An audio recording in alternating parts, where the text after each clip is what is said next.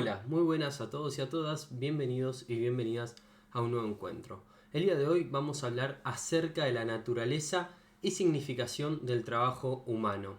Así que empecemos. Introducción. El concepto trabajo ya fue mencionado anteriormente al referirnos a Adam Smith y Karl Marx. En este capítulo nos propondremos en cambio acercarnos al tema de la naturaleza y significación del trabajo humano, desde la filosofía, la psicodinámica y la sociología del trabajo, tomando algunos autores seleccionados.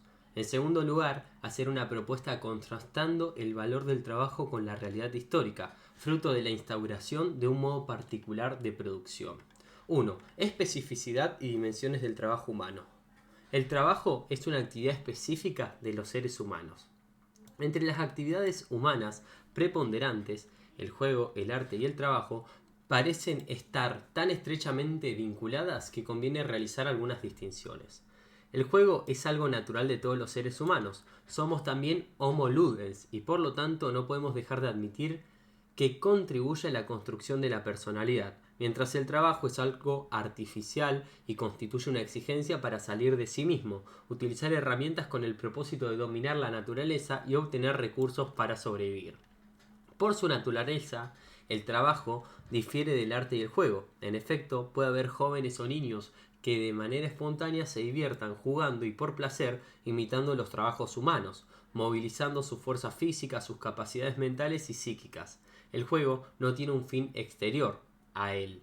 Busca prioritariamente una satisfacción o un placer, como el pasar el tiempo con amigos o colegas y distraerse. Los jugadores crean, modifican, aceptan voluntariamente las reglas del juego o se someten a ellas por convención y se distribuyen roles o funciones a cumplir para cada uno de los jugadores. Eso no es en consecuencia de un trabajo. Un elemento intencional, es decir, proponerse alcanzar una finalidad y movilizar para ello la voluntad, es lo que distingue el trabajo del juego. La finalidad del primero es exterior, producir un bien o prestar un servicio, mientras que el juego no se propone una finalidad productiva, resulta de una convención y es desarrollado como placer sin proponerse de manera explícita una finalidad externa. El juego es esencialmente creativo y tiende a procesar situaciones que no son traumáticas. Permite ver realizados en él los deseos y las fantasías que no pueden concretarse en la realidad. Constituye también un aprendizaje para su transformación. Se da, en este, un libre despliegue de actividad sin tener una finalidad utilitaria e inmediata. Los jugadores deben respetar voluntariamente ciertas reglas, aunque también pueden existir jugadores profesionales que buscan ganar dinero mediante apuestas con esa actividad. Por lo general, lo propio del juego es que se lleva a cabo para obtener una satisfacción o por placer, sin la necesidad habitual de actuar con seriedad ni de comprometer de manera intensa el esfuerzo directo de la voluntad. Por otra parte, el juego responde a una necesidad interna de la naturaleza de las personas, mientras que el trabajo resulta de una exigencia o una imposición a la naturaleza propia de los seres humanos para poder con su esfuerzo procesar información, dominarla y transformarla generando bienes destinados ya sea al autoconsumo, asegurando la supervivencia o por el contrario a obtener recursos, por la venta en el mercado de ese producto o por la prestación de un servicio a cambio de dinero y con los resultados obtenidos satisfacer sus necesidades y las de su familia. El arte aparece como juego y trabajo conjugados, dicen Borgny y Henry.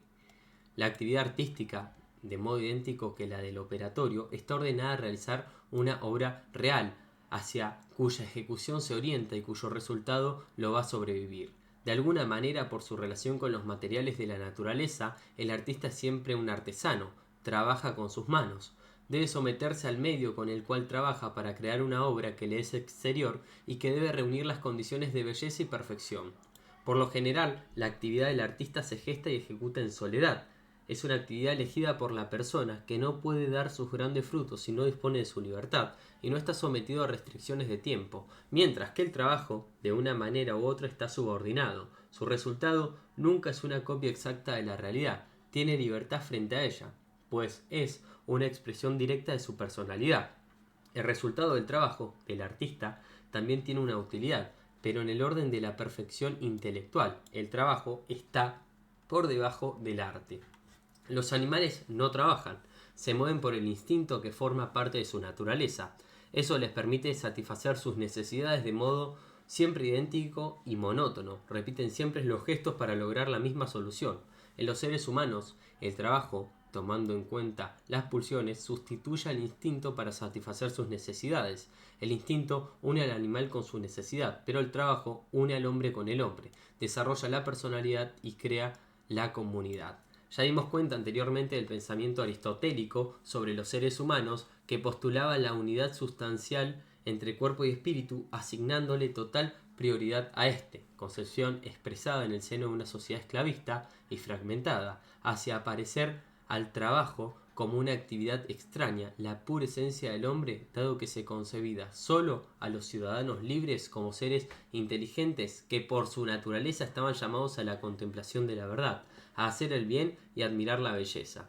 De eso dependía su realización personal, cosa que estaba vedada a los esclavos reducidos a ejercer un trabajo manual. La contemplación era concebida como una actividad individual que exige silencio y soledad, mientras que el trabajo era una experiencia de fraternidad humana. Una de las corrientes filosóficas herederas de esa tradición es el personalismo. Jacques Maritain, pero sobre todo Immanuel Montalier y Jean Lacroix son los autores más relevantes. Para ellos existen grandes diferencias entre la actividad contemplativa y el trabajo. La primera, o sea, la actividad contemplativa, tiene un valor superior y solo sería posible cuando el trabajo cesa y comienza el descanso, pero al mismo tiempo este constituye un valor por su dimensión creadora, porque procura dominar y hominizar la naturaleza, crea los lazos humanos solidarios y es expresión de la personalidad de quienes lo ejecutan. La contradictoria realidad histórica del trabajo asalariado. El trabajo asalariado emergió en un momento histórico particular y en un contexto socioeconómico en el que se produjeron al mismo tiempo grandes cambios culturales, científicos y tecnológicos, caracterizados por la afirmación de las personas como individuos, el reconocimiento de la subjetividad y la progresiva automatización de la esfera económica respecto del poder de Estado. A diferencia de los modos de producción esclavista y feudal, en el capitalismo el trabajo asalariado, cualquiera sea su categoría ocupacional, y los de carácter independiente bajo alguna de sus modalidades, son realizadas por seres jurídicamente libres. Ese trabajo les permite obtener ingresos para asegurar el acceso a los medios de subsistencia y reproducir la fuerza de trabajo sin depender de un amo, en el caso del modo de reproducción esclavista, o del señor, en el caso del modo de producción feudal. Como se indicó anteriormente, la definición usual que más se adecua a la categoría socioocupacional de empleo en la economía mercantil corresponde solamente al trabajo remunerado, el cual puede ser asalariado en diversas categorías ocupacionales, hecho en calidad de empresario para obtener un beneficio o en contrapartida de ingresos o rentas, trabajadores por su propia cuenta o empleadores. De cualquier manera, también existen varias formas de trabajo no asalariado, un trabajador familiar no remunerado, por ejemplo, y diversas ocupaciones que, como tienen lugar fuera del espacio de la economía mercantil, tal es el caso del trabajo doméstico, no se cambian por dinero y por lo tanto a los fines estadísticos no son considerados empleos. En la economía mercantil se utiliza el dinero para efectuar los intercambios. Está dominada por la lógica de valorización del capital, pero si bien en este predominan las empresas privadas, en cada sistema productivo nacional existen además diversas formas de organización no capitalistas de la actividad económica, cuyo funcionamiento se articula de manera combinada, complementaria o contradictoria con las unidades económicas capitalistas. Dada la lógica dominante de la producción y acumulación de modo de producción capitalista, el trabajo asalariado está sometido a severa restricción, que significa la búsqueda de la maximización de la eficiencia productiva de las empresas, teniendo como criterio el monto de los beneficios y la evolución de la tasa de ganancia. Por vía de la empresa se estructura la mayor parte del tiempo de la vida de las personas y también la forma que adopta la sociedad. Pero, como vimos, expresaba Meda, la empresa y las demás organizaciones económicas no deberían ser consideradas como el único espacio de realización personal. De la misma manera, el trabajo asalariado y el que se realiza en contrapartida de ingresos, ya sea como empleador o por su propia cuenta, no debería ser concebido como el único vector de la actividad social de las personas.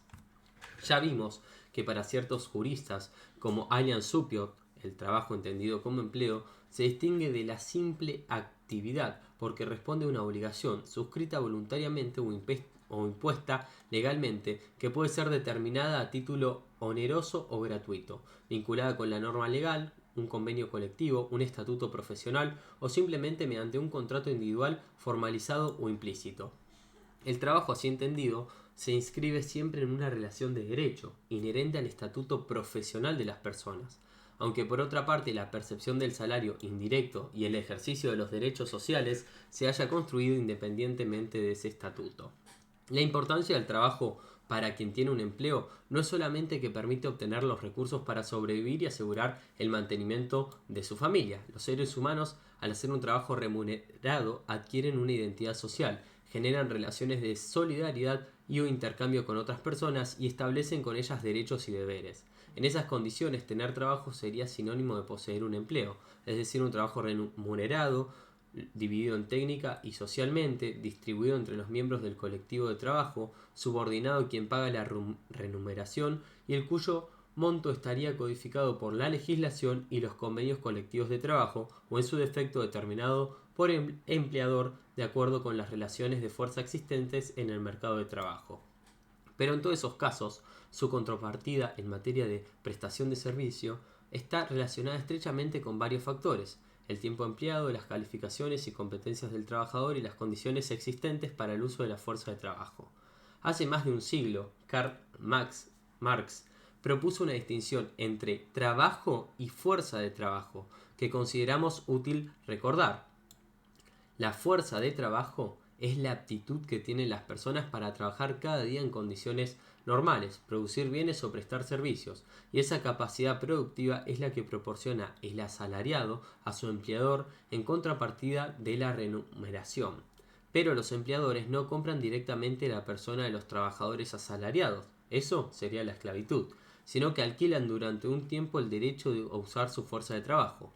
Siguiendo ese razonamiento, el contrato de trabajo sería de hecho el contrato de alquiler, pues se lo compra y vende mediante el salario y no es la misma persona del trabajador, sino la posibilidad de disponer durante un lapso dado su fuerza de trabajo, de su actividad, laborando bajo su dependencia en el lugar y puesto de trabajo específico asignado, quedando el producto de su trabajo sin propiedad del empleador.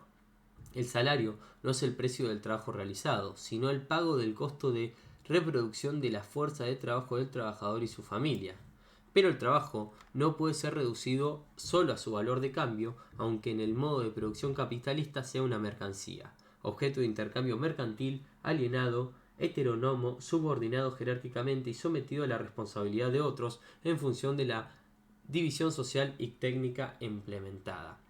Ahora bien, según la teoría del valor trabajo en el modo de producción capitalista tradicional, a lo largo de la jornada laboral y en virtud de la relación salarial derivada del contrato de trabajo, el valor de uso de la fuerza de trabajo asalariada es superior a su valor de cambio, evaluado según el trabajo incorporado en los bienes y servicios equivalentes al salario que le permite reproducir la fuerza de su trabajo, dando lugar al plus trabajo o plusvalor absoluto y relativo extraído como consecuencia de la dominación y de la explotación de la que es objeto. El trabajo asalariado es ante todo resultado de un intercambio desigual porque el capital variable cubre esencialmente el valor de cambio de la fuerza de trabajo y se lleva a cabo en condiciones de subordinación, es decir, heteronomia. A modo de síntesis, puede decirse que el trabajo asalariado, en dicho modo de producción, está atravesado por contradicciones.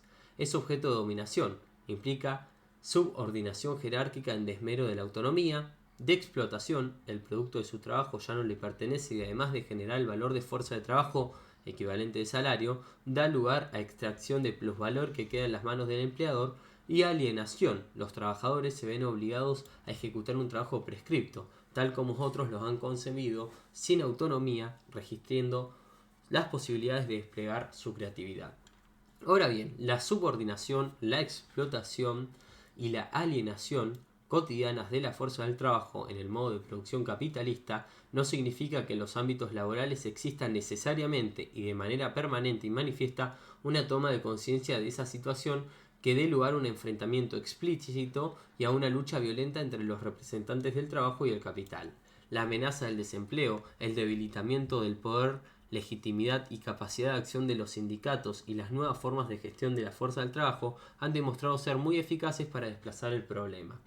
Por otra parte, los resultados de los obstáculos o de una insuficiente movilización de la subjetividad para hacer un trabajo creativo desplegando su formación, calificaciones y competencias de comunicación, coordinación y cooperación con otros en el seno del colectivo del trabajo, no solo se reflejan negativamente en la salud biológica, sino también psíquica, mental y de los operadores. Cuando no se le encuentra sentido al trabajo debido a la heteronomia, a una organización deshumanizante y a la alienación, estos efectos repercuten también sobre los resultados cuantitativos y cualitativos de la producción. Se manifiestan negativamente en el buen funcionamiento, la competitividad de las empresas u organizaciones y en última instancia en su rentabilidad.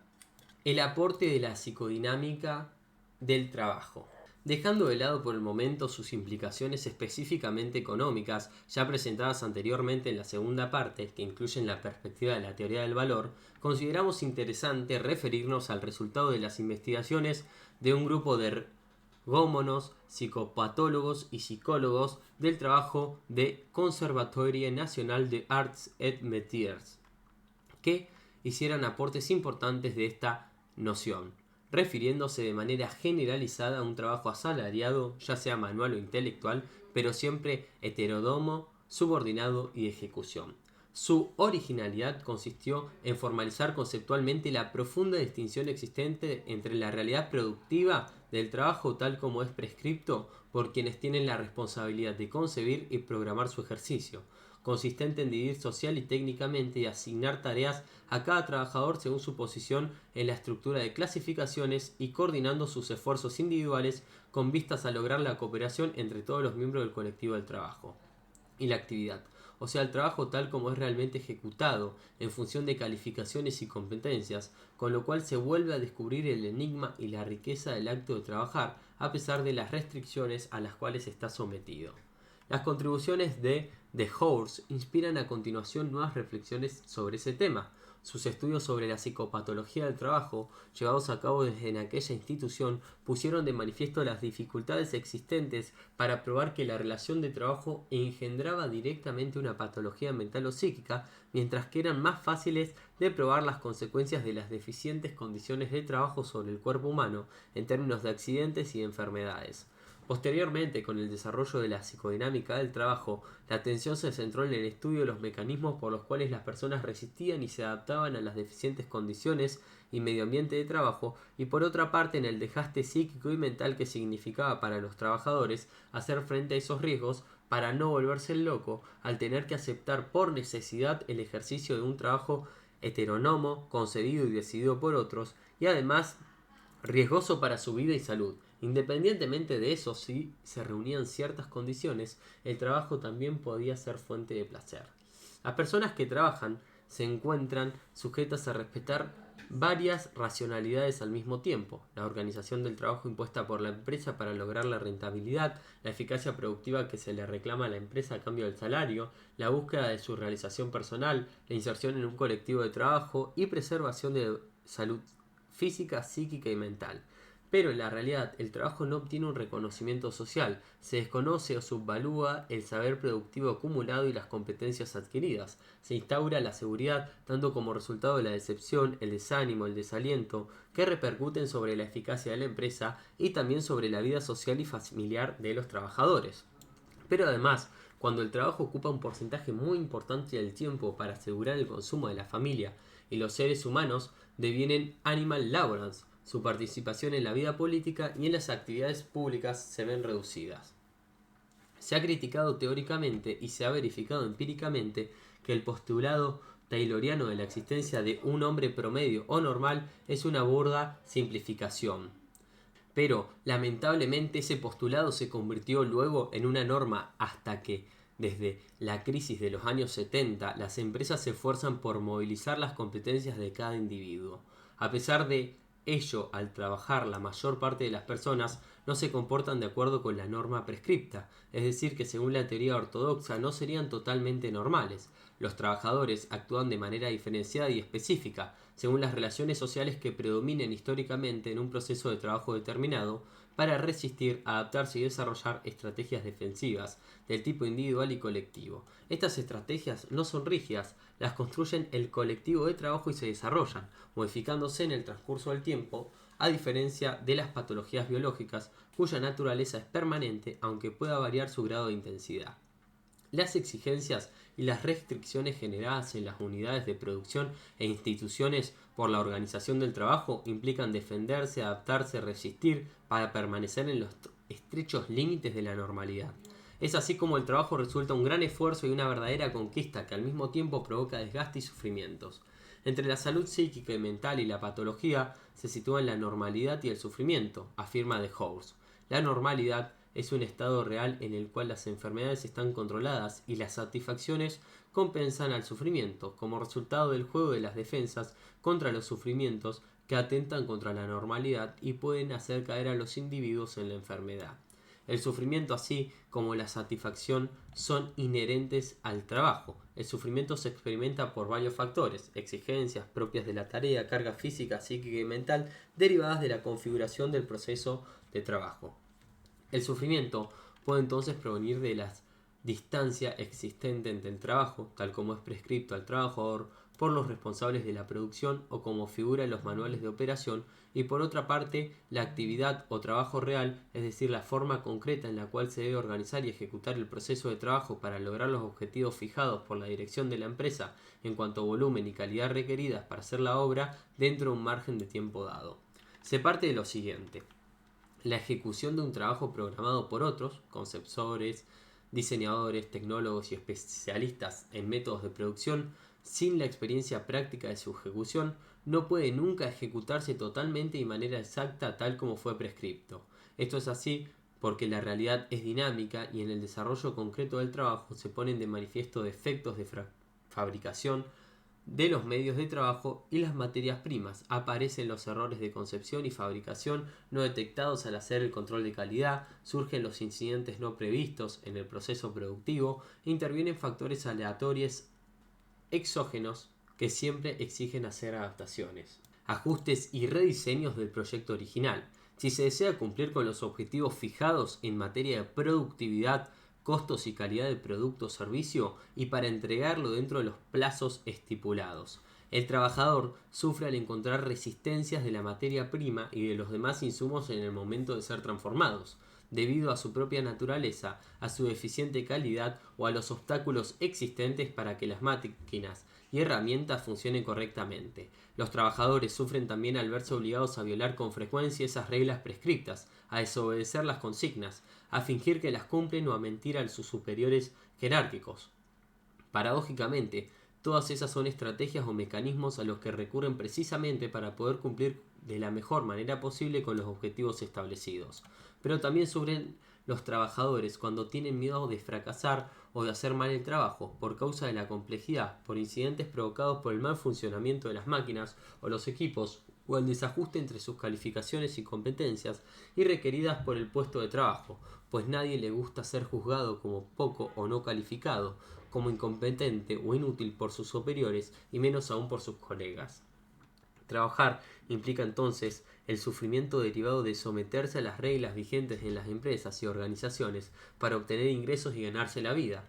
Como afirma de House, hacer un esfuerzo en esa situación implica una inversión afectiva, pues siempre la incertidumbre respecto de los resultados es posible fracasar y los trabajadores pueden sentir el miedo de no ser capaces de hacer bien su tarea.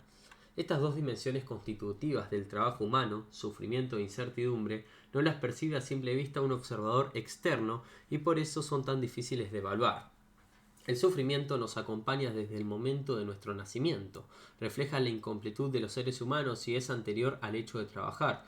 Es una situación o estado que con mayor o menor intensidad genera una vivencia, es decir, una reflexión del sujeto sobre sí mismo, que acompaña necesariamente a las personas durante todo el proceso de trabajo. Puede afectar negativamente el equilibrio psicosomático, pero también puede ser transformado de tal manera que sirva al trabajador para la realización de sí mismo, a la construcción de su identidad e incluso para estimularlo a buscar un verdadero placer de esa actividad. Para eso, es fundamentalmente necesario darle o encontrar un sentido al trabajo, lo cual se logra mediante el involucramiento de la persona con su tarea y con los demás que forman parte del colectivo de trabajo. De lo contrario, este solo es fuente de sufrimiento. Encontrar o darle un sentido al trabajo no es algo que suceda frecuentemente de manera fácil y automática, sino el resultado de la movilización de los recursos o potencialidades psíquicas y cognitivas que dispone la persona, de la ayuda que recibe del colectivo de trabajo y en contexto que crea las condiciones y medio ambiente del trabajo. El sufrimiento está siempre presente hasta realizar bien mi tarea o resolver un problema y recibir el juicio de valor-utilidad de mis superiores o el de belleza de mis colegas. Es allí donde afirmo mi identidad, a través de mi hacer. Por el contrario, cuando la organización de trabajo no permite la cooperación y no existe el reconocimiento de las capacidades, son limitadas e irrosibles de adaptación y de resistencia de los trabajadores para asumir y enfrentar y desarrollar adecuadamente la tarea. Los trabajadores recurren a diversas estrategias defensivas, como someterse a aceptar con resignación los costos, ritos de iniciación, como bautismos, y de integración a una profesión, o el consumo de estimulantes como café, golosinas, etc., de drogas medicinales o productos farmacéuticos automedicados, o más frecuentemente el alcohol, que por sus cualidades ayuda a olvidar, subvaluar o desafiar ese riesgo. La permanencia de las estrategias defensivas en la conciencia de los trabajadores para no pensar permanentemente en los riesgos de trabajo que ejecutan tiene finalmente repercusiones negativas no solo sobre su salud física, psíquica, mental, sino también sobre la eficacia de la empresa en términos de ausentismo justificado y también de productividad, costos, calidad y cumplimiento de los plazos establecidos, precisamente los elementos claves de la nueva competitividad. Pero como ya mencionamos, el trabajo humano es una actividad que no solo requiere el despliegue del esfuerzo físico de las personas, tiene dimensiones cognitivas, porque requiere la utilización de conocimientos adquiridos en el sistema escolar, la habilidad personal, el aprendizaje realizado en el seno del colectivo de trabajo, un saber hacer acumulado. Las dimensiones psíquicas son también necesarias, pues se trata de un hecho social realizado siempre en relación con otros, que requiere coordinación y cooperación, y además porque en el acto de trabajar se ponen de manifiesto sus competencias, espíritu, iniciativa, capacidad, autonomía, involucramiento, responsabilidad y la creatividad para alcanzar los objetivos del trabajo prescripto, y las capacidades de adaptación y de resistencia que disponen los trabajadores para hacer frente a los desafíos cotidianos que les plantea cada forma específica de actividad. El trabajo implica una actividad objetiva en sus dimensiones fisiológicas, biológicas y subjetivas, en las cognitivas y psíquicas, nunca del todo eliminables, a pesar del avance de la automatización, sino que por ellos son un resultado perfecto. Su actividad no está exenta de las fallas y de los fracasos propios de la condición humana. Un trabajo bien hecho es imposible si no se dispone del tiempo suficiente para hacer la tarea según las reglas de oficio. Si los trabajadores no cuentan con un cierto margen de autonomía y libertad, pues esas condiciones son las que hacen posible la necesaria comunicación, coordinación y cooperación entre los miembros del colectivo de trabajo. De manera paradójica y contradictoria, para lograr los objetivos del trabajo prescriptos fijados por la dirección de la empresa, con una modalidad de organizar la producción que por lo general instaura la división social y técnica del trabajo, este solo se puede ejecutar violando, literalmente, cada vez que se considera necesario, las consignas sobre las tareas asignadas individualmente a cada puesto. Esto significa que el trabajo requiere también necesariamente una movilización subjetiva, o sea, mental y psíquica del trabajador, para compensar las fallas de la concepción y del trabajo prescripto por otros, y hacer frente a los problemas aleatorios en la realidad del proceso de trabajo. Esta movilización subjetiva es indispensable, pero en condiciones normales solo se concreta plenamente cuando el trabajador espera obtener, en contrapartida de la actividad, alguna satisfacción, la realización personal y un reconocimiento social. Los trabajadores, debido a las presiones de los empleadores para que movilicen su subjetividad con el fin de aumentar la productividad y la rentabilidad empresaria, viven una fuerte tensión en pos de su identidad y realización personal. Cada vez más trabajo es, de manera directa o indirecta, una actividad esencial social, donde intervienen los valores culturales, la ética, la confianza, las representaciones y las creencias, en un sentido amplio, que hacen posible y facilitan la comunicación y coordinación. Ahora bien, La relación de coordinación y cooperación entre los productores está condicionada a su previa comunicación, y la comunicación dentro del colectivo del trabajo requiere construir o adaptar un lenguaje que exprese mediante palabras, gestos, símbolos e incluso silencios la representación social de la identidad y de la realidad, y adaptarlo a las características específicas del proceso de trabajo que se trate. El trabajo se ha ido transformando debido a la producción de las innovaciones científicas y tecnológicas en los procesos productivos, reduciendo los requerimientos del esfuerzo físico, pero han dado lugar a nuevos oficios y profesiones con nuevas dificultades, con mayores exigencias psíquicas y mentales, en virtud de lo cual en muchos sectores y ramas de la actividad el trabajo no es necesariamente más llevadero que hace varias décadas. Tampoco es cierto que haya disminuido el volumen de los trabajadores, sino que está oculto en la subcontratación, el trabajo a domicilio, empleos precarios, el trabajo no registrado, y debido al elevado desempleo y la amenaza de despidos ha disminuido el poder y la capacidad de resistencia de las organizaciones sindicales. Cuando las condiciones y el medio ambiente del trabajo, por una parte, y o contenido de la organización del trabajo, por otra, son deficientes, las actividades provocan incidentes y accidentes, orígenes de problemas de salud no solo biológicos, sino también del orden psíquico y mental que dan lugar al sufrimiento. Si mediante la negociación colectiva o la legislación se obtiene una sensible reducción del tiempo de trabajo, eso no significa que el trabajo se transforme en una actividad accesoria, puesto que a menudo va acompañado por una intensificación y una mayor carga psíquica y mental, es decir, que se exige un mayor o una mayor movilización de todas las dimensiones de la fuerza del trabajo.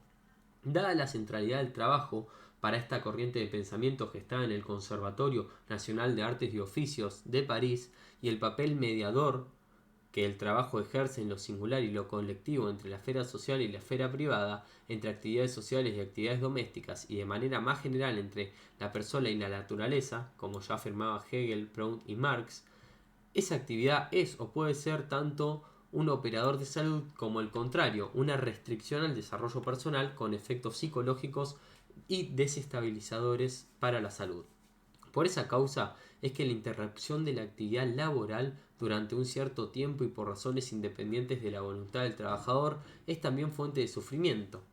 Este sufrimiento está en relación directa con el nivel de cultura y educación formal, la formación profesional y las competencias adquiridas, el grado de conciencia de sí mismo que ha adquirido el trabajador, la identidad lograda por la profesión, la intensidad del previo involucramiento en la actividad laboral y el tipo de relaciones establecidas con el resto del colectivo de trabajo.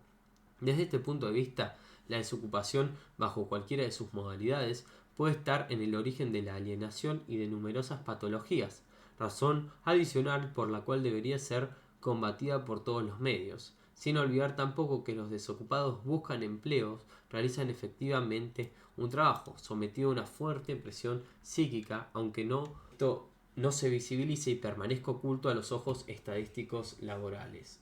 La construcción y reconocimiento de la identidad del trabajo. La identidad de las personas, dada su naturaleza, se construye a partir de todas las actividades llevadas a cabo, para sí y para otros, y no solo a partir del trabajo, aunque éste sea determinante.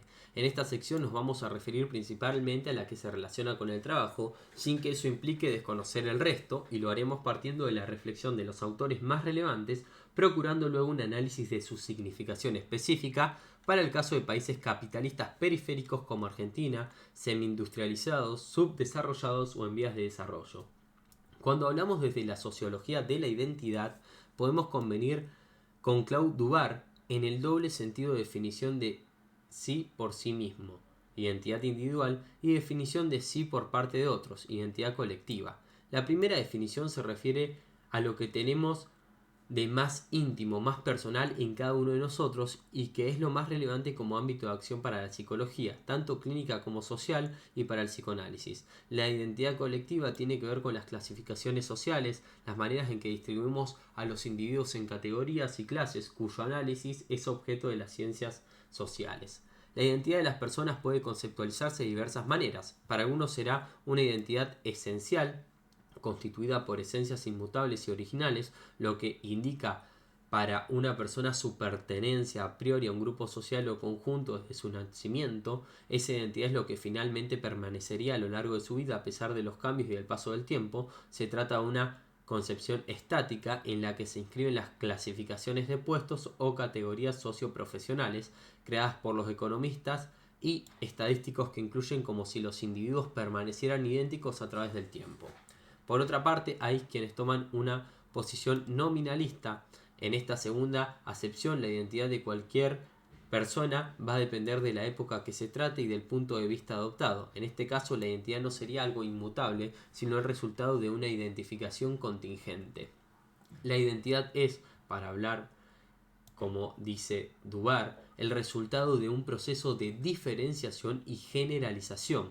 La diferenciación es lo que hace singular y en este caso la identidad genera la diferencia. La generalización, por otra parte, es lo que define un aspecto común a una serie de elementos de un conjunto, pero diferentes unos de otros. Ahora bien, la identificación opera siempre desde sí mismo y hacia el otro, porque no hay identidad sin alteridad. Esas identidades y alteridades varían históricamente y dependen de su contexto. A lo largo del tiempo, siendo el pensamiento de Weber, sin duda inspirado en los trabajos de Tonis, Dubar distingue entre dos grandes formas identitarias, comunitarias y societarias. Las formas comunitarias de identidad son sistemas, lugares y de nombres preasignados a los individuos que se reproducen de manera idéntica a través de las generaciones. Cada persona tiene entonces una pertenencia en tanto miembro de una comunidad. Ocupa allí una posición y un lugar singular. Predomina lo colectivo sobre lo individual. En este caso se identifican las personas a partir de su grupo de pertenencia. Esa situación está cambiando rápidamente, pero persiste aún en sociedades modernas. Por el contrario, las formas societarias de identidad indican que la mayor parte de las personas permanecen a colectividades múltiples, variables y efímeras, a las cuales se adscriben o adhieren los individuos por periodos limitados. Son ellas las que proporcionan los medios para su identificación y se suministran de manera diversa y provisoria. Cada uno de los individuos poseería así múltiples pertenencias que pueden cambiar en el curso de la vida. De allí la importancia de la trayectoria o carrera profesional. En este caso predomina el individuo sobre el colectivo, o sea, que identificarse para sí tiene preponderancia con respecto a la identificación para otro. Ahora bien, como dice Weber, el proceso de modernización y de racionalización capitalista es un largo periodo histórico que ha provocado el cambio cultural de los sistemas cognitivos, de la economía y de la política, pasando el predominio desde las tradiciones comunitarias a las modernas formas societarias preponderantes actualmente en países capitalistas industrializados. Se pasa para sí desde una socialización con preponderancia y predominancia comunitaria hacia socialización con predominancia societaria. Y en este segundo caso la individualización significa potencialmente la preeminencia creciente del yo sobre el nosotros, lo cual implica por una parte la participación activa de los ciudadanos y de los trabajadores en que les concierne directamente y por otra parte se toma más en cuenta las identidades personales en el momento de adoptar las decisiones colectivas. Pero, como señala Dubar, las formas comunitarias no han desaparecido totalmente, coexisten con las formas societarias durante los procesos de transición y en un momento dado pueden llegar a coexistir los dos tipos de identidades en una misma sociedad. Cuando las crisis producen cuestionamiento más o menos radical de la configuración anterior de las formas identitarias a dominante comunitaria y para otro, situaciones que ocurren tanto en las esferas de la vida privada como la profesional y en las identidades simbólicas, éticas y políticas, eso dificulta la construcción de la identidad personal. La noción de identidad personal es muy necesaria para estudiar el trabajo humano, porque marca muy bien el paso de una concepción objetiva y rectificada de la identidad para otros hacia una elaboración subjetiva y virtual de la identidad para sí. Ahora bien, la relación con el otro está en el origen mismo de la identidad personal. La identidad personal está determinada o al menos fuertemente condicionada por las condiciones sociales vigentes. Es algo que se contribuye sobre la base de la trayectoria biográfica, que es una historia subjetiva. Es también un proceso de aprendizaje a partir de la experiencia, pero los sujetos elaboran un proyecto vital en un proceso colectivo compartido con otros a quienes eligieron de alguna manera, directa o indirecta.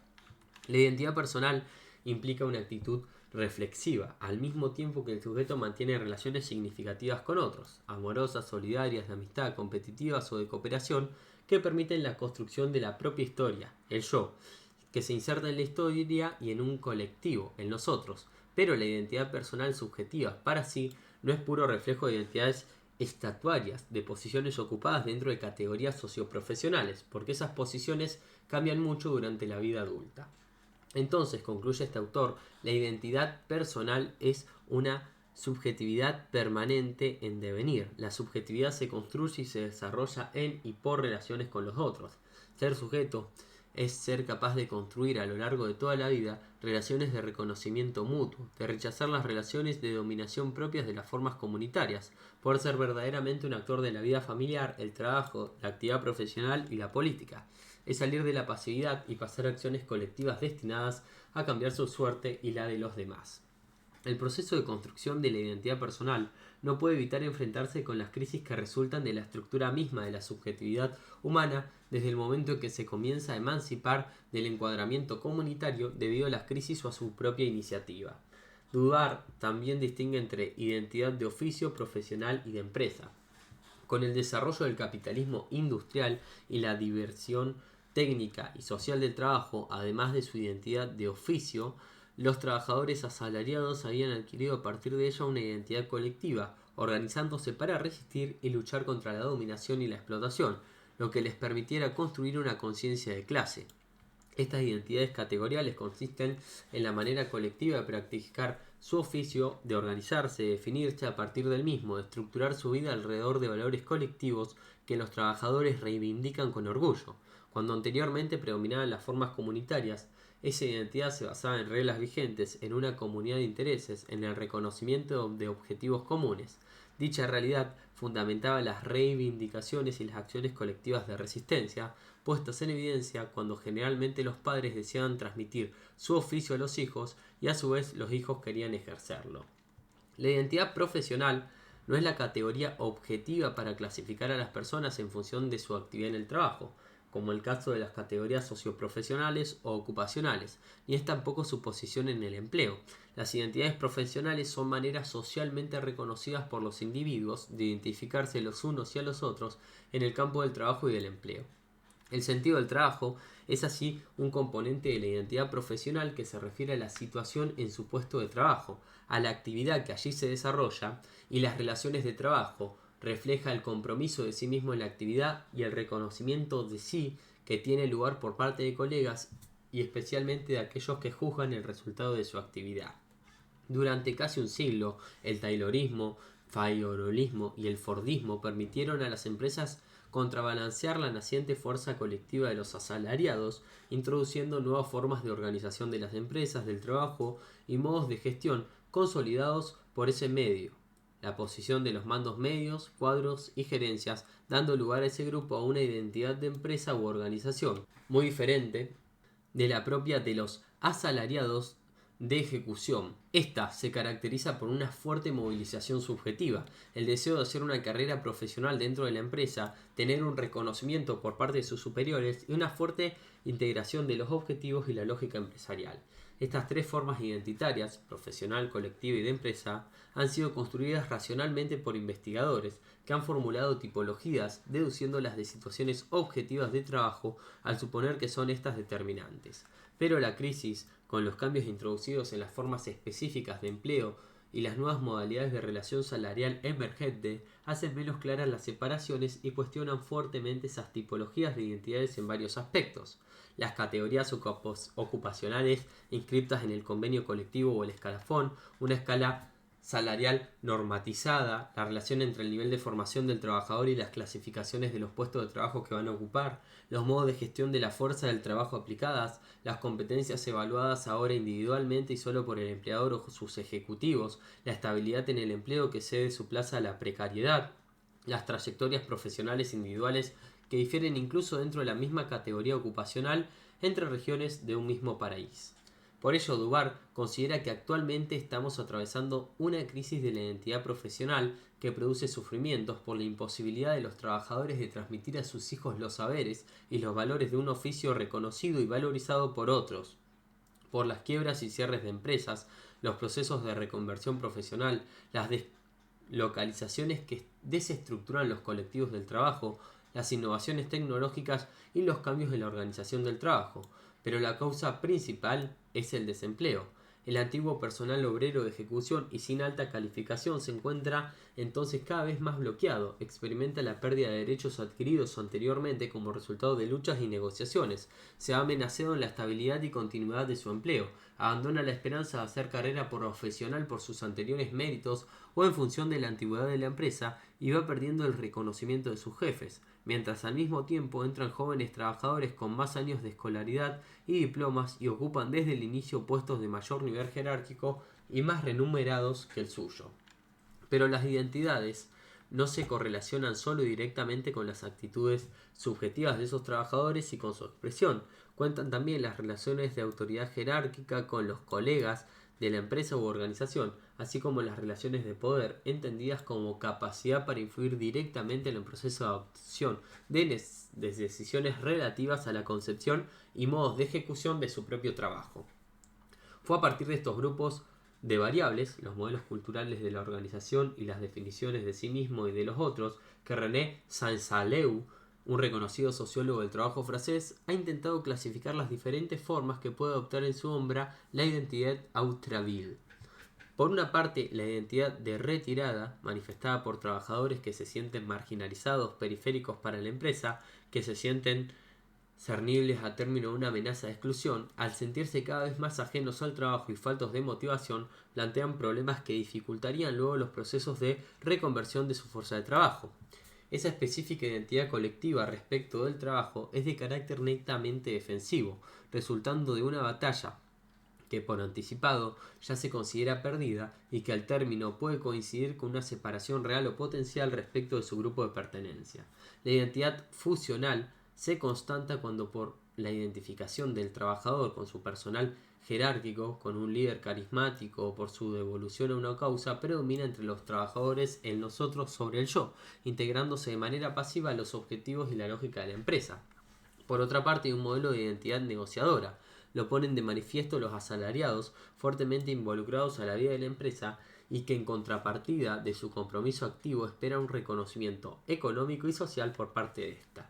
Finalmente, el modelo de identidad afinitario, que es incierto, funciona adaptando la forma de red y se constata con más frecuencia en los jóvenes técnicos y diplomados, que hacen un trabajo de calidad y son reconocidos por su jerarquía, pero que a pesar de ello no se sienten ligados de manera permanente a la empresa. Esta última modalidad de identidad resulta de una ruptura con las formas comunitarias y del surgimiento de la nueva identidad que reconstruye una forma societaria, voluntaria e incierta. Esos trabajadores procuran prioritariamente la realización de sí, su desarrollo personal, en un contexto de fuerte competencia con sus colegas antes que una identificación devota con la empresa u organización.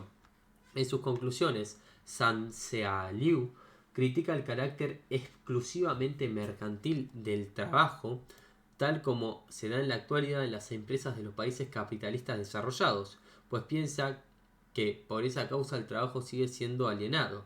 En ese contexto, las empresas y las organizaciones no se han convertido en lugares donde se construye identidad individual y colectiva.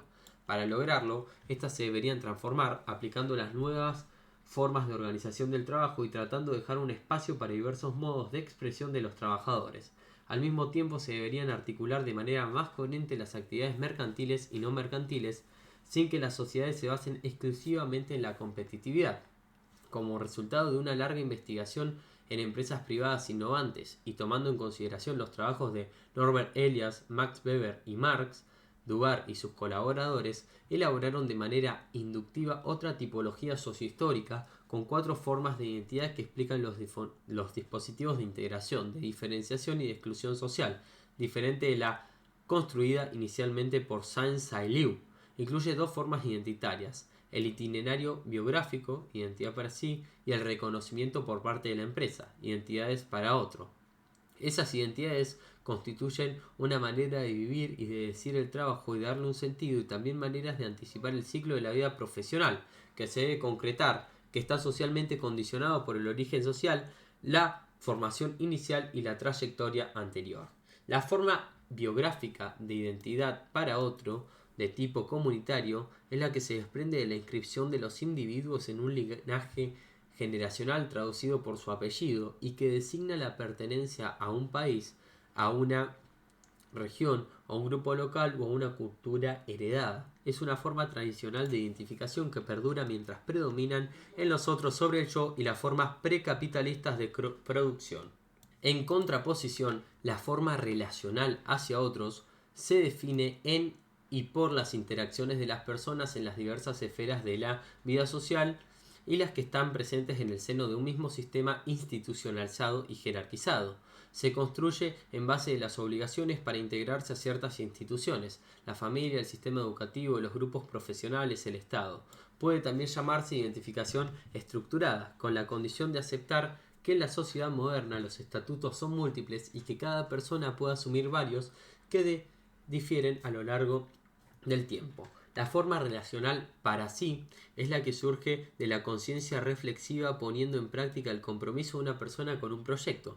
Esta forma identitaria tiene un profundo sentido subjetivo e implica identificación con una asociación de personas consideradas como sus pares y que comparten el mismo proyecto. Se trata, por ejemplo, de un compromiso político que deviene una verdadera pasión o de una militancia social a la cual se destina tiempo generosamente. Es una identificación que desarrolla el cuidado de sí mismo para concretar ese proyecto. Por último, tenemos la forma autobiográfica o de identidad para sí. Implica el cuestionamiento de las identidades comunitarias atribuidas por la tradición y afirma la existencia de un proyecto de vida que se mantiene a lo largo del tiempo. Es una historia que cada uno se cuenta a sí mismo sobre lo que uno es, dice Dubar. Es el indicio de una búsqueda de autenticidad, un proceso biográfico, pero que está acompañada por la crisis a lo largo de la vida. Retomando los trabajos teóricos de Howes, esta noción de identidad personal y profesional adquiere gran relevancia, pues la acelerada transición de las formas identitarias comunitarias hacia las societarias, específicamente la introducción de cambios en la estructura de las empresas y en los modelos productivos, la implantación de innovaciones tecnológicas y organizacionales en los procesos de trabajo para hacer frente a la crisis, son fuente de sufrimiento ocasionado por la desconstrucción de la anterior identidad. Las empresas capitalistas modernas han conservado, aunque transformándola profundamente, la relación salarial, haciéndola más precaria e inestable, erosionando las garantías y permanencia propiciados de los contratos de duración limitada y han introducido dichas innovaciones procurando aprovechar en su beneficio los cambios identitarios. Estos podrían resumirse de manera no excluyente en la creciente importancia del individualismo y el deseo de diferenciarse, la búsqueda de la satisfacción en el trabajo por medio de una mayor autonomía y responsabilidad en la adopción de decisiones, esto en la relación con clientes internos y externos, el acento puesto en las competencias con respecto a los requerimientos objetivos de los puestos de trabajo y la formación profesional adquirida, el deseo de un reconocimiento social mediante la remuneración personalizada. ¿Qué reflexiones incitan las importantes investigaciones de Sanseleu y Dubar? Los resultados preliminares de las investigaciones emprendidas por el área de identidades del CELPIET del CONICET, dirigida por Osvaldo Battistini, nos ofrecen un rico material que sintetizamos de la siguiente manera. 1. Pareciera que en estas tipologías de formas identitarias se ha partido más bien de conceptos sociológicos teóricos acerca de las empresas modernas que de un revelamiento empírico y sistemático de una realidad que toma también en cuenta la subjetividad de los trabajadores. Por eso, cuando la realidad de las empresas cambia tan rápidamente a lo largo del tiempo y entre países, dichas categorías corren el riesgo de no ser totalmente adecuadas para explicarla. 2. Las investigaciones de Sansaleu y Dubar en Francia se refieren centralmente a los trabajadores, empleados de empresas de cierta magnitud que utilizan tecnologías modernas y nuevas formas de organización del trabajo. Por lo tanto, hablan específicamente de la identidad construida en el trabajo, en ese país y en esas empresas. Pero dado el cambio de las dimensiones identitarias, el paso de las comunitarias a las societarias, se requiere incorporar a las otras múltiples instancias sociales donde también se construye la identidad, como pueden ser la familia, las redes de amistad, el vecindario, la parroquia, el club, el sindicato, las asociaciones, los partidos políticos. Es cierto que la identidad para sí se construye siempre en la relación con sí mismo y en la relación con los otros, pero ese proceso no se agota en la empresa ni depende solo de la identidad para otros, es decir, del reconocimiento de la autoridad jerárquica, sino que se construye también con el aporte horizontal de los demás miembros del colectivo de trabajo y con los usuarios y clientes de la empresa en una relación cada vez más directa y personalizada. La biografía personal, el itinerario de los sujetos a lo largo de la vida, va formando parte de diversas formas comunitarias y societarias, tanto de la trayectoria profesional en la vida económicamente activa, ocupado en la situación de no trabajo, en la vida familiar, social y política fuera de la actividad laboral, no pueden excluirse ni desconocerse mutuamente, máxime cuando el empleo ha pasado a convertirse en un bien escaso. Quinto, cuando se desea estudiar la identidad construida en el trabajo fuera de los países especialistas industrializados, la tarea es más compleja. El contexto socioeconómico estructural en el nivel macroeconómico del sistema de relaciones de trabajo y de la protección o de seguridad social de los países capitalistas industrializados y los países periféricos subdesarrollados en vías del desarrollo o semi-industrializados es diferente, impacta sobre respectivos procesos identitarios. Las reflexiones que siguen son solo pistas para estimular las futuras investigaciones. En los primeros PCI, el funcionamiento del mercado del trabajo está todavía regulado. La Administración del Trabajo interviene activamente con inspecciones en materia de cumplimiento de la legislación laboral y de la seguridad social. La relación salarial involucra a más del 80% de la PEA. Las tasas de desempleo se han estabilizado y en promedio se sitúan alrededor del 10% y las agencias públicas de empleo funcionan para articular ofertas y demandas interviniendo en la reconversión profesional de los desocupados o de los que buscan su primer empleo. Tienen vigilancia las políticas públicas de empleo tanto activas como pasivas. El trabajo no registrado o en negro existe solo marginalmente. El seguro contra el desempleo atiende a la mayoría de los desocupados involuntarios. El ingreso mínimo de la inserción alcanza buena parte del resto de los desocupados sin otros recursos. Si bien existe la pobreza y la indigencia, su crecimiento es lento y está compensado con políticas sociales, siendo importante dentro de la estructura económica la proporción de las PYME, que a pesar de las tendencias a la concentración económica por la introducción de las innovaciones tecnológicas y organizacionales, son viables y competitivas. En los segundos, dentro de los cuales se inserta Argentina, el mercado de trabajo está desregulado. La legislación individual del trabajo ha sido reformada para permitir la flexibilización del uso de la fuerza de trabajo y disminuir los costos laborales. La reforma del derecho colectivo de trabajo ha erosionado el poder de negociación y ha debilitado a los sindicatos descentralizando el ámbito de negociación. La protección social se ha privatizado, jubilaciones, pensiones, atención de la salud y prevención de riesgos ocupacionales, dejando afuera de su ámbito a vastos sectores de la PEA. Se ha incrementado el trabajo por cuenta propia, el sector informal y el trabajo no registrado. No existe un servicio público de empleo y en su lugar intervienen consultoras y agencias de trabajo temporario de carácter mercantil. El seguro contra la desocupación brinda recursos insuficientes y solo para menos del 10% de los desocupados involuntarios. No existe un ingreso mínimo de inserción o ingreso ciudadano. Las políticas de empleo son de carácter pasivo y más que generar empleos procuran, sin demasiado éxito, combatir la pobreza y la exclusión social. Finalmente, la crisis económica por las que atraviesan estos países es de tipo estructural. En el caso de Argentina, la recesión económica alcanzó tasas récord comparada en el nivel internacional. El peso de la deuda externa y los vencimientos de los pagos de divisas a efectuar comprometen seriamente durante muchos años la posibilidad de convertir en inversiones productivas el previsible excedente de comercio exterior. El sistema financiero se ha concentrado en manos de instituciones extranjeras y sufrió un proceso de vaciamiento hacia las casas matices y los paraísos fiscales y se ha debilitado en su conjunto, tornando escasa, cara y difícil la obtención de los créditos públicos y privados, sin los cuales la economía tiene restricciones para reanudar el proceso de crecimiento. La redistribución del ingreso en un sentido favorable a los asalariados y el deterioro del salario real han incrementado la pobreza y la indigencia hasta un nivel más grave que registra la historia argentina, lo que afecta seriamente la demanda afectiva. Por otra parte, difiere sustancialmente la relación salarial. En los países desarrollados, cuando se habla de trabajo, se están refiriendo al empleo, donde a pesar de los procesos de precarización, hasta ahora la mayoría de los trabajadores lo tienen por tiempo indeterminado, protegido socialmente, y dentro de las empresas están vigentes las instituciones reivindicativas, el sindicato o la sección sindical de la empresa, y de protección social, los comités de las empresas.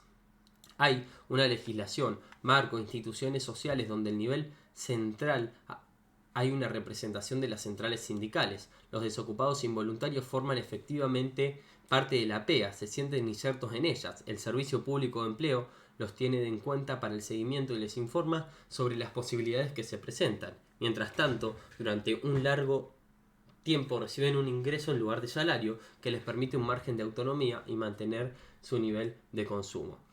En los países capitalistas subdesarrollados y periféricos la situación es muy diferente debido a las elevadas magnitudes y a la persistencia del desempleo. Histeresis.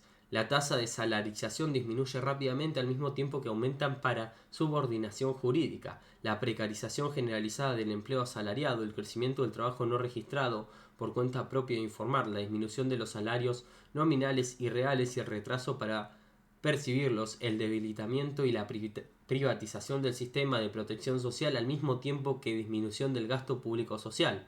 La cantidad de afiliados, el poder de negociación y prestigio social de las organizaciones sindicales se han debilitado en el nivel de la rama de actividad y su presencia es aún menos visible en el nivel de las empresas, máxime en las medianas y pequeñas. Todo esto va unido a una tensa relación entre la base de los trabajadores y la conducción sindical, cuestionada en su representatividad, capacidad de acción y en el comportamiento respecto del manejo de los recursos obtenidos. El trabajo es ahora más valorado que nunca, pero el empleo se concibe como un privilegio y no como un derecho. Se lo valora como una concesión de los empleadores, pues la única fuente de ingresos genuinos. Como resultado de quien no tiene empleo, piensa que no tiene nada, que solo es fuerza de trabajo excedente, que no es socialmente útil y que para subsistir depende de otros, de la ayuda social contra la pobreza, de la solidaridad de sus familiares, del vecindario y de las nuevas organizaciones sociales que funcionan autónomamente o se crean completamente al margen de los sindicatos. A pesar de todo, adherimos a las conclusiones que llevan Dubar y de House por diferentes vidas. Dada la utilidad social del trabajo, sea este asalariado o no, se constituye en él el principal vector de la identidad personal y social. Reflexiones y propuestas sobre la concepción del trabajo. El trabajo humano es multidimensional. El trabajo es para nosotros una actividad tan propiamente humana como el juego, el arte y la vida contemplativa. Es una actividad corporal, espiritual, física y metafísica, pero la actividad laboriosa implica una intervención del cuerpo humano, que encuentra resistencias y obstáculos para superar, presentes en la tenacidad de la materia para transformarse y en el aprendizaje requerido para el uso de herramientas y maquinarias. Hasta tareas laborales consideradas intelectuales requieren valerse de órganos corporales para llevarlas a cabo. Dimensiones objetivas. 1. El trabajo, por estar orientado a producir algo exterior a la persona que lo ejecuta, tiene una dimensión social ya que está orientado hacia otros y su finalidad es por lo tanto utilitaria. Para lograrlo el sujeto debe conocer y someterse a las leyes propias de la materia, física, química, biológicas, al intentar transformarla. Crea bienes, servicios dotados de una utilidad social, pues el esfuerzo humano, voluntario y consciente busca que la materia, una vez transformada, sea útil para satisfacer necesidades humanas. 2. El trabajo requiere, de manera manifiesta, en primer lugar, un gasto de energía humana, el esfuerzo, las posturas, los gestos y un despliegue de funciones biológicas osteomusculares, viscerales, psíquicas y cognitivas, y por eso provoca fatiga. Como es toda persona la que está involucrada en el acto de trabajar, también intervienen sus facultades psíquicas, afectivas y relacionales y mentales, cognitivas, e implica la presencia consciente de una intención voluntaria y determina el objetivo que desea alcanzar. La energía que va a gastar trabajando no se consume, como es el caso del juego, pero el simple gusto de utilizarla está orientada a obtener un objetivo, está finalizada. El trabajo es una actividad socialmente necesaria, porque en su carácter de mediador entre naturaleza y los seres humanos, al transformar y dominarla, el trabajador es creador o transformador de bienes y servicios necesarios para la supervivencia y reproducción de la especie humana. Por eso es también fuente de derechos. En consecuencia, el trabajo puede considerarse una necesidad y un deber social. Se trabaja colaborando y para producir el trabajador debe asociarse con otros. Se trata de una experiencia de solidaridad humana. En el trabajo se crean lazos, porque hay varias voluntades que cooperan en una obra común, actúan en conformidad buscando alcanzar un objetivo exterior a ellos. Cuarto, es una actividad trascendente, pues los productos o las obras tienen una existencia objetiva y propia separada del productor. Aun cuando lleven su impronta o su marca, permanece más allá de su vida y le permiten superar los límites geográficos que el espacio impone a la movilidad de las personas, trascender en el medio local y las fronteras geográficas. Las nuevas tecnologías de la información y comunicacionales han contribuido mucho a potenciar los alcances. Quinto, por medio del trabajo, los seres humanos establecen una relación particular de intermediación con la naturaleza. Proudhon había definido el trabajo como una emisión del espíritu. Veía el aprendizaje del trabajo como el fin del hombre mientras vivía sobre la tierra. Por su acción inteligente sobre la materia, el hombre se distingue de los animales. Ellos pueden hacer cosas útiles para los seres humanos, pero solo por instinto. Los animales no trabajan porque no tienen conciencia reflexiva, voluntaria y libre, pues no son sujetos. El trabajo en los sectores productivos se ejerce sobre una materia que el hombre informa, incorpora a la red y a la materia y transforma, como decía Aristóteles. Desde una perspectiva, el trabajo requiere una intervención del pensamiento inteligente, que concibe como objetivo, organiza los medios, se moviliza objetivamente y voluntariamente para alcanzar una finalidad y dirige la mano. Dice Marcuse, en Ética de la Revolución, que el trabajo es un hacer y no una simple actividad. Al trabajar, las personas actúan como mediadoras entre sí mismas y la naturaleza, para dominarla. Tratan de hacer el mundo para sí, de objetivarse en productos mientras que los objetos se humanizan.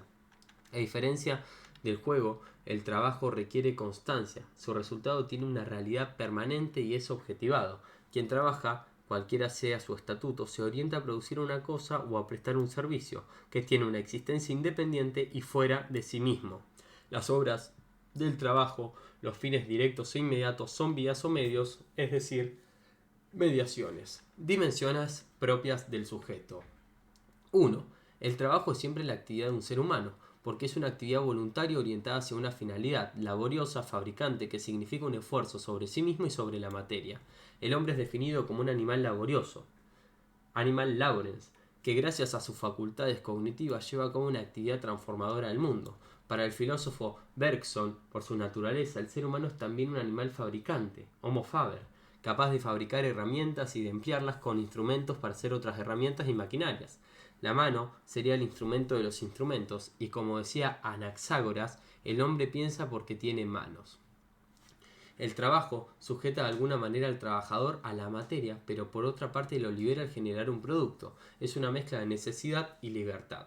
Segundo, el trabajo va siempre acompañado de sufrimiento y o placer. Se piensa a menudo que el trabajo intelectual, como actividad libre, proporciona si no alegrías, al menos placer, mientras que por el contrario, el trabajo manual provocaría pena y fatiga, aun cuando ya no significa un castigo ni salvación divina. Pero en realidad el trabajo se despliega acompañando siempre de estados afectivos tales como la pena, el sufrimiento, el placer, la alegría, y tiene una dimensión ascética, que implica aceptar voluntariamente un esfuerzo necesariamente generador de fatiga. El intento de vencer las resistencias de la materia u orientar su dinamismo en otra dirección y de adquirir las destrezas para el uso de las herramientas y máquinas es por sí penoso y provoca fatiga, pero como al mismo tiempo es una actividad creativa que proyecta la personalidad fuera del sí, si el trabajador toma conciencia de ello, puede dar lugar al placer y a la alegría, aun sin llegar a constituir un fin en sí mismo. Cuando el trabajo solo es objeto de una racionalización que intensifica la división técnica y social, la repetición monótona de los gestos operativos puede ser agotadora y crea condiciones de alienación. En esa circunstancia, el trabajador ve cada vez menos la utilidad de lo que se hace y no obtiene satisfacción alguna. Durante la actividad laboral, y según sean las condiciones y el medio ambiente de trabajo, se establece una relación directa y permanente con la vida y la salud del trabajador. La esperanza de vida y el estado de salud dependen del contenido y organización del trabajo, de su duración, su configuración, de su intensidad, de sus requerimientos en términos de tiempo de trabajo, carga de trabajo, esfuerzo físico, aportes psíquicos y mentales en el contexto del medio ambiente físico, químico y biológico imperantes. Nuestras investigaciones en diversos sectores de actividad sobre la relación entre CIMAT y salud de los trabajadores lo han confirmado. Cuarto, el trabajo permite o contribuye a la realización personal, es decir, al desarrollo de la personalidad de quienes lo ejecuta y define una identidad social cristalizada en la profesión o el oficio, porque durante su ejercicio permite la actualización de todas, o al menos algunas, de sus potencialidades físicas, biológicas, psíquicas, mentales del ser humano. El desarrollo de la personalidad está condicionado por sentimientos de pertenencia y de identidad de las personas. La pertenencia implica que el sujeto reúne ciertas condiciones o cualidades similares a las de un grupo o categoría socioprofesional de inserción que le sirve de referencia. Como se mencionaba antes, la identidad personal es precisamente lo que dentro de ese conjunto lo distingue a un trabajador de los otros, su estilo particular de hacer las cosas o de comportarse. La identidad se construye en la acción, en el acto de hacer. Ahora bien, como dice De Horst, la identidad no se construye solo en la interioridad de la persona, ya que depende de la mirada y de la evaluación que emiten sobre él los demás miembros del colectivo o del colectivo de trabajo.